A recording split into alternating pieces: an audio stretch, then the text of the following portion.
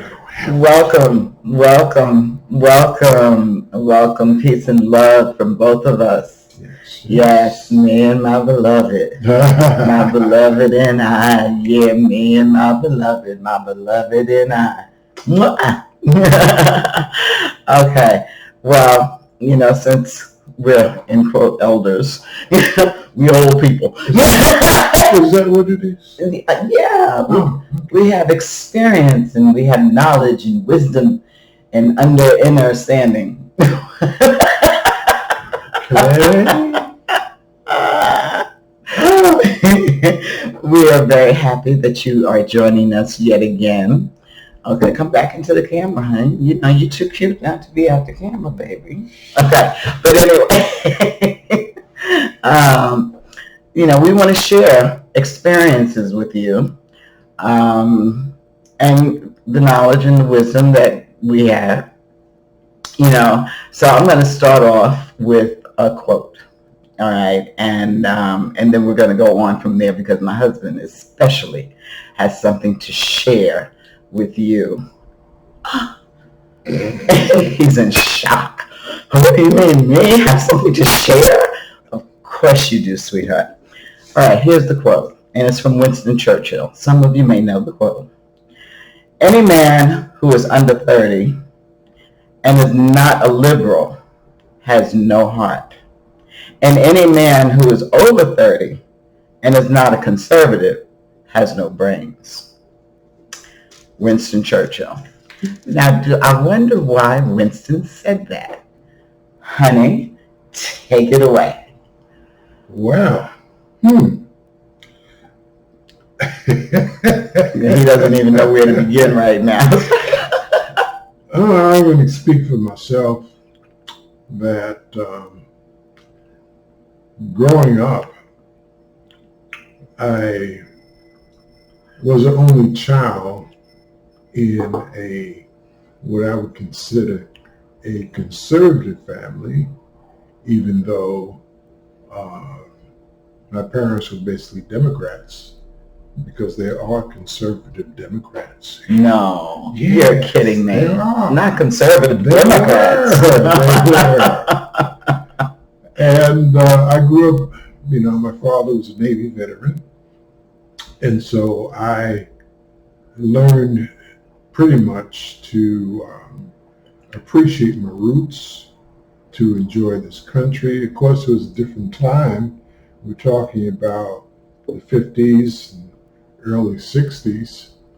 I was a member of scouting. I was a Cub Scout and Boy Scout. So we were taught to be very patriotic.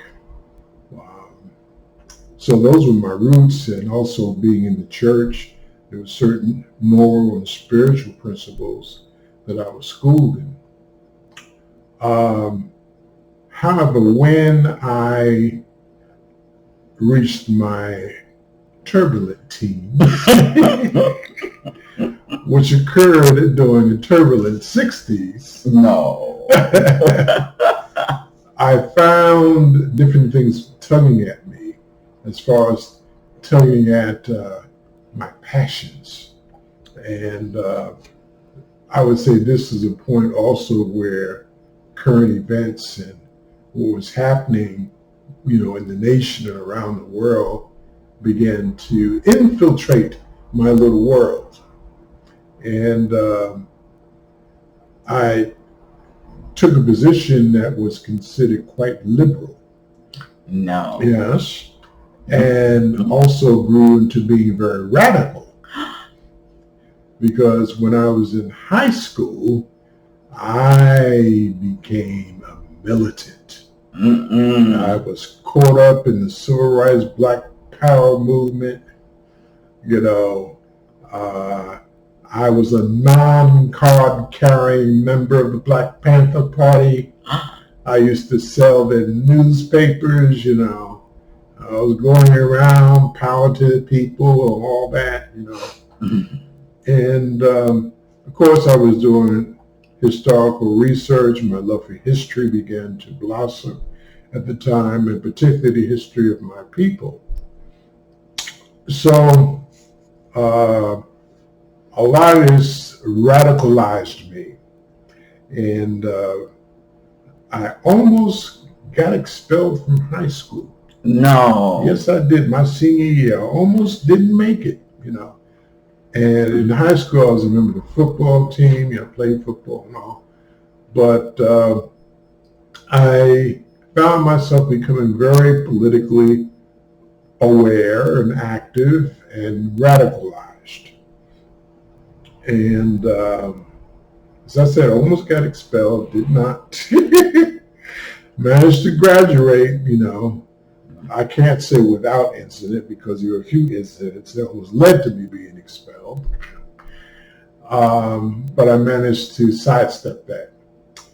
Wait a minute, before you go on, what were those incidents that almost led to you being expelled? Oh, I was coming into the cafeteria early in the morning, posting, politically charged leaflets and datas, on the bulletin boards, so forth, so on. So to advance a little bit, went to a black college, and what I did not achieve in my senior year, I achieved after my freshman year. I was expelled. No, I wasn't expelled. I was suspended for an entire year for political activity, being a radical. I used to go around, I used to carry at that time they had the Mao Zedong little red book. I carried that in my breast pocket. I had my buttons on, and my fatigue jacket and so forth. Your mother, your father? Oh no, I was off the chain. Excuse me. So, as I said, I was suspended, and the year that I was off, first semester I went back to New York City. The college was in North Carolina. I went back to New York City, back home. Got a part-time job working for the Board of Education as a clerk typist. A friend of the family was a superintendent in schools, and so she had hired me for that year that I was out. First semester, I just worked down in Brooklyn at the Board of Education, her office. Excuse me. And then second semester, I enrolled in community college. Went to Manhattan Community College and was slightly political, not to that extent. I did well with my grades. I was on the dean's list, and so that continued. And then that time was up. That whole year was up. And so I had a decision to make whether I was going to return to school or not. Okay, now before you go on, when you were a freshman in college, what were some of the things, because you were an organizer, if I'm not mistaken, okay, what kind of things were you organizing? Well, I had a part in the campus protests. There were a list of demands that we made, and I was a co-author of those demands. And there were little things that you might not really consider significant now. We had combined sociology classes with a white college, Catawba College. And unfortunately, it was inequity involved because Catawba College was on a 4-point system, grading system, and Livingston was on a 3-point system. So it meant that if you failed the course at Livingston, instead of getting a 0 in quality points, you got a -1. They took a quality point from you. So we thought that was very inequitable. So that was one of the demands we had. The other was Saturday classes. Of course, now It doesn't make much difference whether you go to class on Saturday or not. Depends on what you want to accomplish and how fast you want to move. But we looked at Saturday classes as being mandatory, and we didn't like that. That was listed. And there were some other things I don't recall right now, but they were listed demands that we put forth. Mm-hmm. Okay. Mm-hmm. All right. So then you going to the community college, let's go back there. And what happened? You got suspended from school. You went back to New York. You went to the community college, and during that year that you were suspended, besides working at the community college, didn't you travel? Yes, I did. At the end of that period, the Black Studies course, which I was enrolled in, offered a scholarship to West Africa. Mm-hmm. So I applied for the scholarship. I got it. So I spent a month in West Africa, 2 weeks in Ghana, and 2 weeks in Nigeria, traveling from Ghana to Nigeria by way of road going through then Togo and Dahomey into Nigeria. What was your experience for, when you were in Ghana and Nigeria? And what part of Ghana? I was in Tema and also in Accra. Mm-hmm. Yeah. Which is the capital? Capital of Ghana, yes. Mm-hmm. And going to Nigeria, we stayed in Lagos and also in Ibadan. Okay. Yeah. And what were your experiences there? Basically, I was open to the culture, sort of soaking it up. They were quite receptive of us. And it was basically just experiencing and learning the culture. Mm-hmm. Mm-hmm. Okay. And then when you came back? When I came back, it was like a culture shock. Stepping into JFK Airport. Of course, they had Denny Zulu and his drummers there, so they received us coming in from Africa. So that was a good reception. Mm-hmm. Mm-hmm. Okay. And then you went back to Livingston. I decided to go back to Livingston. My parents said, well, since you're doing good here, why don't you stay here in New York? I said, no, I don't believe in not continuing what I started, so I'm going back. Mm-hmm. And when I went back, of course, I went back changed. I no longer really got caught up, in the political climate of the time. I began to focus more on my studies. And interesting enough, I found out that the things that we had shut the school down and protested for, many of them were granted. But yet, I also found that many of the student body members didn't appreciate the struggle that we went through to obtain those things. They just took it for granted. So it sort of showed me, that sometimes, you have to be aware of how other people perceive what you consider to be so vital. Mm-hmm. And sometimes they just don't appreciate it. Mm-hmm. Human nature, probably. Human nature, yes, exactly. Mm-hmm. Okay. So when you went back to school and you saw all that had taken place while you were gone, and you decided to focus on your studies, what were the things that you focused on more than anything else? Well, basically it was like adjusting back, to a climate where I was a student, focusing on history. I still had, very liberal ideas and thoughts and all, but I didn't go overboard expressing them, so to speak.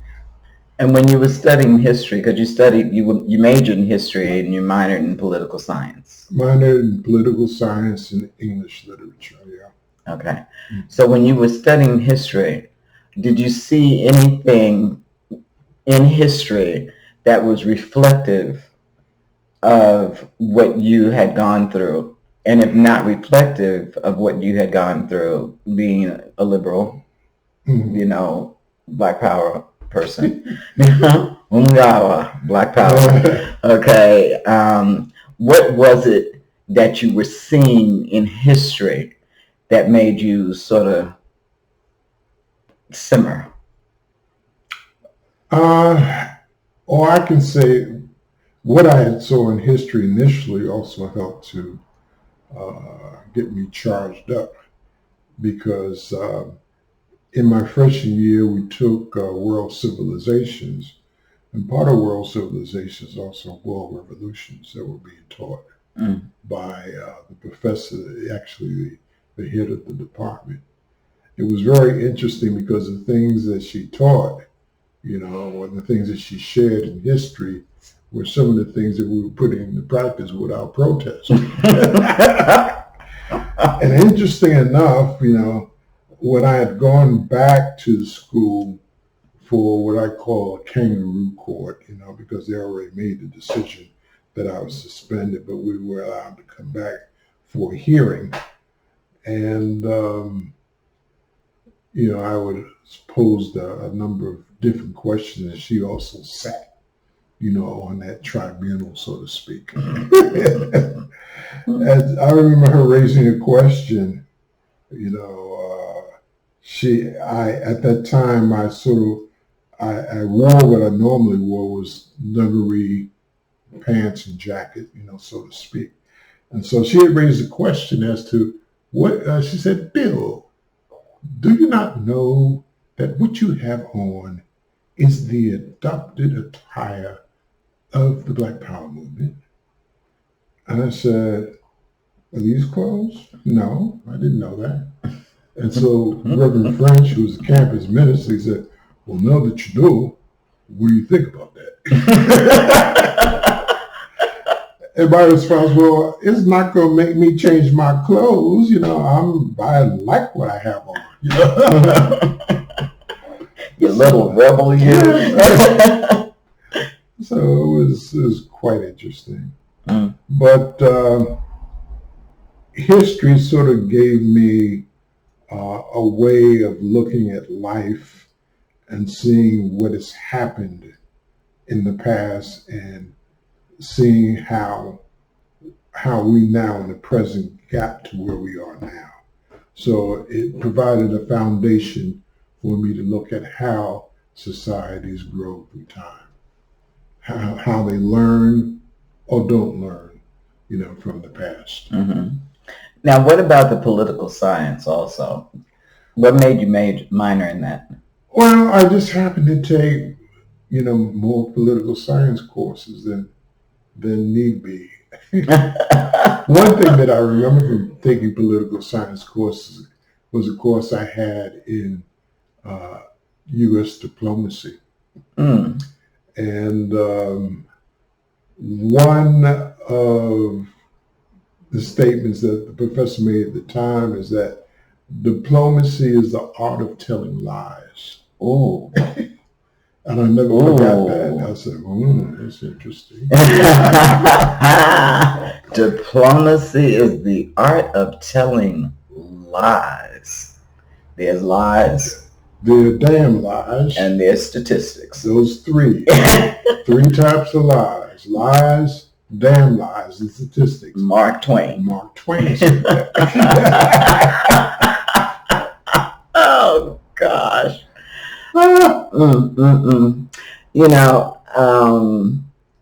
I appreciate the life that you've lived. Mm-hmm. On my end, I didn't go to college. Probably if I did, I'd have had a whole different life. But I rebelled. Yes. And when I was in high school, I remember I was 15 years old. And 1965, all right, Black Power. And, my mother had, from a youth, my hair was longer and so forth, the hot comb, straighten out those in quote naps,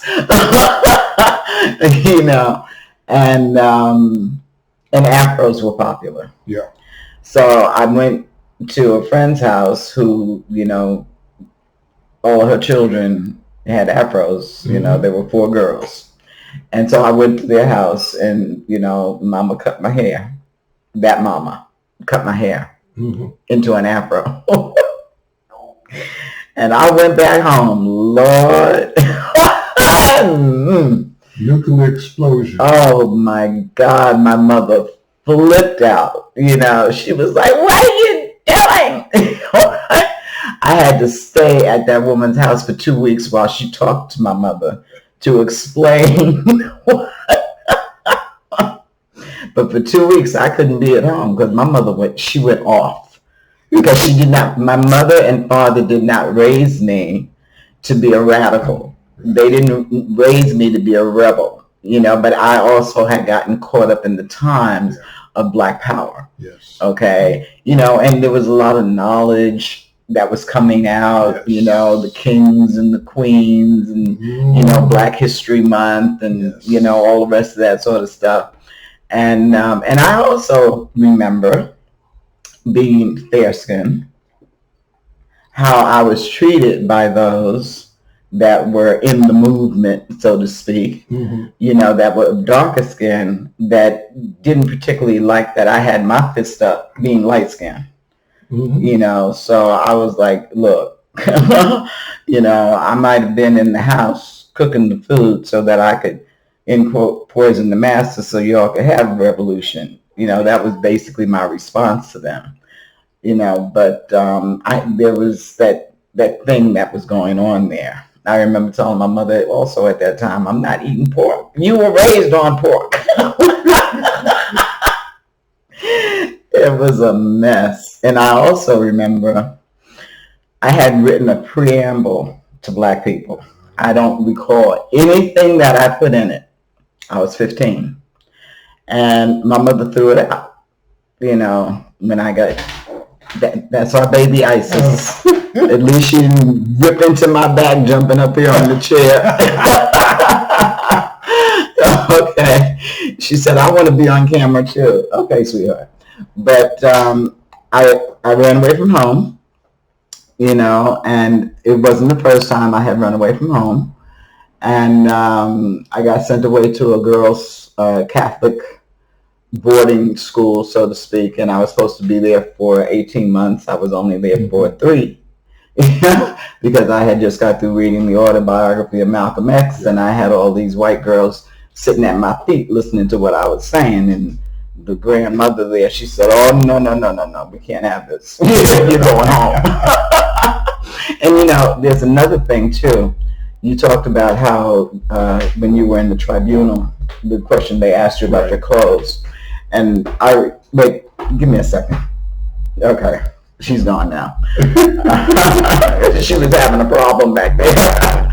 But I remember I had to see a psychologist. Because they thought I was crazy. Well, you were touched. They thought I was slightly touched. And it wasn't my parents so much, but it was part of the system of having run away, had to go into the system and end up going to this place and then coming home. And so I had my afro. It wasn't big. And I didn't have an Angela Davis fro. I had a cute little afro. And the psychologist asked me 2 questions. One of them was to draw a picture of the man that I wanted to marry. I'm like 15. What are you talking about? Anyway, so I drew a picture of a man in coveralls, even though you're not wearing any. But I drew a picture of a man in coveralls with no face. He said, well, how come he has no face? I said, because I don't know what he looks like. And then he asked me, he said, why do you wear your hair like that? And I said, well, why do you wear yours like that? Now, this was a white psychologist. white male psychologist. Why do you wear your hair like that? And I said, why do you wear yours like that? He said, because this is my natural hair. I said, well, you just answered your own question. Mouthy me. And he said, well, I can see I can't talk to you. And I said, not if you're going to ask me dumb questions. Don't ask me dumb questions. So that was my last visit to the psychologist, because they knew that I was more of a thinker. So it's like you can't ask dumb questions and expect smart answers. We know this from the age of 7 years old. You were quick. I was quick. Anyway, so that was my youthful teenage experience into Black Power. I was thankful for information coming out, reading books and things of that nature. But then there was also that other element, that wasn't really too cool. There was dissension even within the movement. Yes. Okay. And it's like, for real? Yeah. So can't we all just get along? Rodney. Turbulent 60s. The turbulent 60s. And with sharing this, I wanted him to share, especially his experience, because he had gone to Africa. I haven't been to Africa. I remember when someone had said, we kill people like you in my country. I forget what country in Africa he was from, but I said, well, you don't have to worry about me. I'm good. I'm good. But we wanted to share these experiences with you because of what is going on today in America, okay? And how one can get caught up in the whirlwind, yes, okay, of protesting. We understand justice and equality. So, but then there was something said, if you're looking for equality, then that means that you don't think that you're equal to begin with. So then you already put yourself in a victim mode when you probably didn't have to be, okay? Being that there were Black folk way back when, during Reconstruction and during the Jim Crow era, that rose in business, and all of them went hung. No. All of them weren't shot and killed. Some of them became millionaires. So, but anyway, that is getting into a whole nother topic. All right, which we'll talk about at another time, I'm sure. I wanted us to share with you because we love you. We care about you, and we care about how you live, and we care about you not being used, okay? Because it's important not to be used in order to demolish what you love, okay? It's important that we not be used as a people. Really important, okay? So anyway, honey, do you have any last words that you would like to say? To wrap this up? Well, again, is going back to the idea of being a conservative. There are things that you experienced when you were young that provided some type of root, some type of moral system, some type of lessons that you were taught, that you retained from the past. And a lot of times we go back to our roots, and that's what happened with me. I went back to my roots. Even though I was caught up in the whirlwind, even though I was out there, I came back. Come home. And I say thanks be to God for that. And the same thing we can say in these times, that people are caught up with the wind of doctrines that are about. They're caught up with the emotion, of the times. But again, you've got to use your brain and think. Even as you are caught up in the passion of the times, remember to think. It's not illegal yet.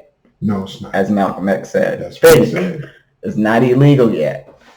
And because it did talk about conservative, I'm glad you brought that back around. Okay. The conservative energy to conserve that which is good, to conserve that which made for a nucleus, Foundation.